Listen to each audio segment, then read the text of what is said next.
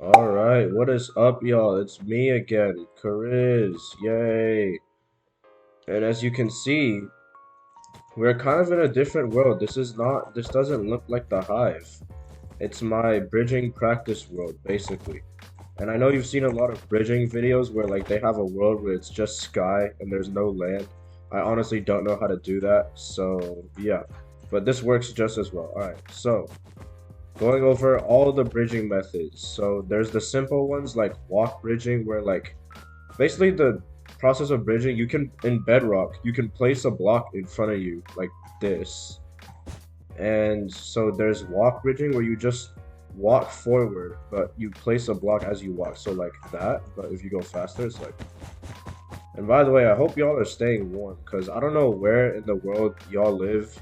Well, I live in Texas right now, and if you've seen anything about Texas, it's like extremely cold compared to what it normally is. So yeah. But anyway, after walk bridging, you got sprint bridging, which is basically, well, it's self-explanatory. You sprint and you place blocks in front of you as you sprint. So like, and then next up, you got jump bridging. This one will be the first like fast bridging method. So basically, now I've seen a lot of like people try to explain this and they don't seem to explain it too well. But okay, if you're just starting at jump bridging, you want to start maybe 3 or 4 blocks back. So you want to jump, and then when you place this block here, I'm not doing it right now, but you want to jump and place this block here and hold down on it. Like hold your what's it called? Whatever you use to place a block. Hold that down, and then don't jump instantly though. Hold it down, let one or two blocks place themselves, and then you start jumping. For instance, just like that. But let's say you jump too early, because if you look back in the tapes, you'll see how I only start jumping after some of the blocks placed. But if you jump too early, like let's say, yeah, see, if you jump too early, that'll just happen. So you gotta actually do like that. Yeah, you gotta let it run for a bit and then go, and that's how you jump bridge. Now, obviously, if you don't want to jump while doing that, I mean, I don't see why you wouldn't want to, but if you don't want to jump while doing that, that's fine too. Maybe you don't want to get knocked off as hard or something. And then the next bridging method is MJ bridging. Wait, no, not MJ. It's like sprint bridging, but with blocks in front of you. So basically, you want to place a block either at the edge or like here, wherever, and hold that block just like you did with jump bridging, but keep your cursor on this side of the block. Like, just keep your cursor on this side of the block, and then when you jump up to get to like start the extension, you want to keep your mouse still. So like see how I did it there? Like, just keep your mouse completely still, and then once you're on top of it, then you have to start bobbing your. Actually, no, I'm sorry, that was MJ bridging. Whatever. I guess I'll go over MJ bridging first. So that MJ bridging is just the same thing but with sprint jumping. So like this. But if you hold, make sure your cursor is here, it'll place a block like that.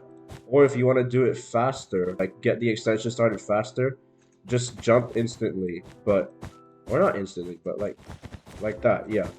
It's kind of hard to explain. It does require a good amount of practice, but make sure to bob your cursor up and down when you're doing that. Aim at the face, and do not keep your mouse or your controller, whatever, rigid when you jump. Not when you jump when you're already bridging. When you're already bridging, don't keep it rigid. You've got to bounce it. But when you make that first jump, it has to be rigid. If it's not rigid, then you're just like, oh, well, I mean, I went down that time, but it's happened before to me. If it's not rigid, there's a better chance of you failing. And then the next bridging method is that, but without jumping. And in that one, it's okay. It's the same thing, hold down, keep your cursor on that face of the block, and then jump without moving your mouse, and just run like this. You don't have to bob your cursor for this one. You could just go like that. And actually, the fun fact about this one is that like you can twirl all around and then continue. You can look around, but this is as long as you keep your mouse held or your block place button held. I mean, you can also walk on through this, but I don't see why you wouldn't just sprint. And then you can just look around. Oh, is anybody attacking me? No. Okay. And yeah. Now we are going to do the bridging method you have all been waiting for. Icy bridging. So basically, there's two ways to icy bridge. One is the way that I recommend y'all to start. You place a block either at the edge or well, preferably at the edge, and then you place a block. And now start off slow, of course, and then it's called strafe icy bridging. So let's say you're about to place this block over here. Go forward, but also this way. So go in the way of the block you already placed. Like let's say if I place the block here, now I'm on keyboard and mouse, so now I'm gonna use W and D, but at the same time. So then it's like,